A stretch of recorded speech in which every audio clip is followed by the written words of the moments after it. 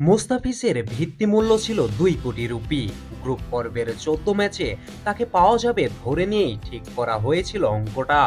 অর্থাৎ এক ম্যাচ খেলার মতো অবস্থায় অ্যাভেলেবল থাকলেই মোস্তাফিজ পাবেন 14,28,571 রুপি। এখানে শর্ত হচ্ছে মোস্তাফিজকে যেন 14 ম্যাচেই পাওয়া যায়। তিনি খেলার অবস্থায় আছেন কিন্তু দল খেলাচ্ছে না, তাহলেও এই টাকাটা দিতে হবে। বিসিবি মোস্তাফিজকে এনওসি দিয়েছে 1 মে পর্যন্ত। এই সময় পর্যন্ত চেন্নাইয়ের ম্যাচ আছে 10টি।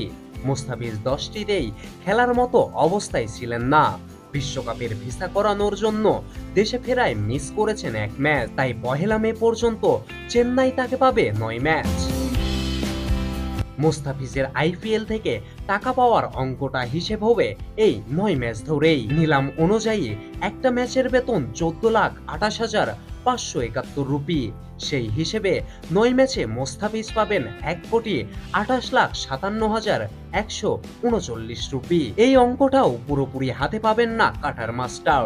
এখান থেকে ভারতীয় সরকার ট্যাক্স বাবদ কেটে রাখবে 20%। সেক্ষেত্রে মোস্তাফিজের হাতে থাকছে 1,02,85,712 রুপি। আইপিএল এর গাইডলাইন অনুযায়ী এই টাকাটাও পুরোপুরি হাতে পাবেন না মোস্তাফিজ, কারণ আইপিএল এর নিলামের শর্ত হচ্ছে একজন খেলোয়াড় যত টাকা পাবেন এর 20% দিতে হবে সেই খেলোয়াড়ের সংশ্লিষ্ট বোর্ডকে। অর্থাৎ 1,02,85,712 রুপির 20% পাবে বাংলাদেশ ক্রিকেট বোর্ড। সেক্ষেত্রে মোস্তাফিজের হাতে আসছে 2 কোটি রুপির মধ্যে 82,28,565 রুপি।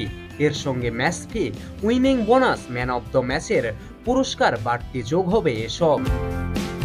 মোস্তাফিজ যদি পুরো আইপিএল খেলতেন তাহলে কি 2 কোটি রুপির পুরোটাই পেতেন? না, সেটাও সম্ভব ছিল না।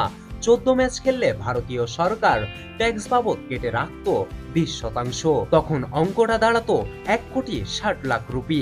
সেখান থেকে বাংলাদেশ ক্রিকেট বোর্ড পেত 20%। তাই মোস্তাফিজের হাতে আসতো 1,28,00,000 rupee. Sabbir Rahman, SR sport news.